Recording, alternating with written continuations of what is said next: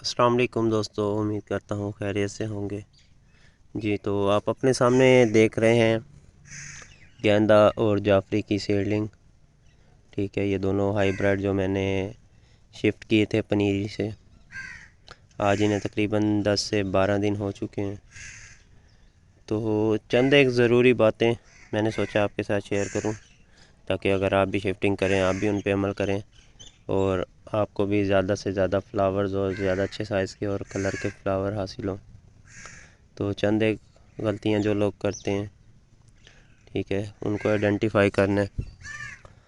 تو سب سے مین چیز ہے آپ نے، ٹھیک ہے، جو اس کا پوٹنگ مکسچر بنانا ہے وہ اچھے سے اچھا، جس میں آپ ہاف کسر مٹی، بھالو مٹی یا نہر کی جو مٹی ہے وہ یوز کریں، اور اس میں ایک حصہ آپ ڈی کمپوز گوبر اور ایک حصہ آپ کوئی decomposed leaf compost use کر سکتے ہیں۔ تو اس سے انشاءاللہ آپ کو اس کا اچھے سے اچھا رزلٹ ملے گا، ٹھیک ہے۔ دوسری چیز ہے آپ نے اس کو سن لائٹ میں رکھنا ہے، کم از کم 4-5 گھنٹے کی تو فل سن لائٹ اس کو ملے۔ اور تیسری چیز ہے واٹرنگ آپ نے، ٹھیک ہے، اس کے اوپر اس کی ضرورت کے مطابق کرنی ہے، اور جب اسے ضرورت ہو تبھی آپ نے پانی دینا ہے، حد سے زیادہ پانی بھی نہیں دینا۔ اس کی وجہ سے اس کی روٹ جو ہے وہ گلنے لگ جاتی ہیں اور گروتھ نہیں ہوتی، یا پھر جو اس کا فلاور ہوتا ہے وہ اتنا اچھا نہیں آتا، اور پودا جو ہے وہ ہائٹ پکڑنے لگ جاتا ہے۔ اگر آپ اسے شیڈ میں رکھیں یا پانی زیادہ دیں تو پھول لیٹ آئیں گے اور پودے کی ہائٹ زیادہ انکریز ہوگی، اور آپ کا پودا ایک کمزور سا، مطلب وہ اتنا اچھا نہیں تیار ہوگا۔ اور چوتھی چیز ہے آپ نے اس کی جو گوڈی ہوتی ہے وہ کرنی ہے، وہ ہر آپ نے 2 ہفتے بعد کرنی ہے۔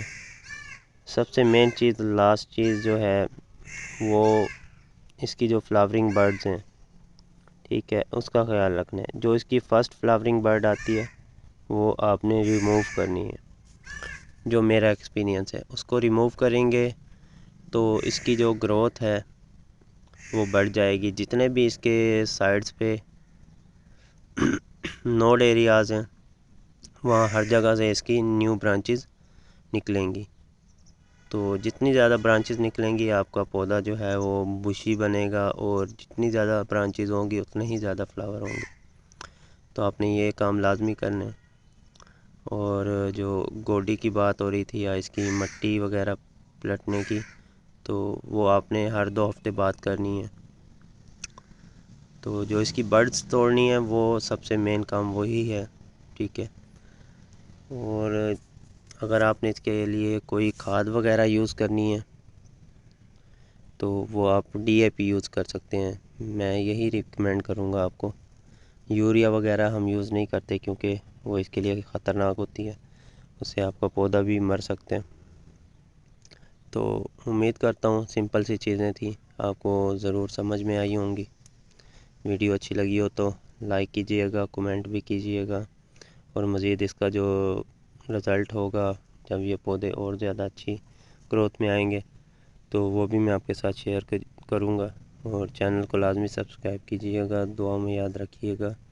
اللہ حافظ، فی امان اللہ۔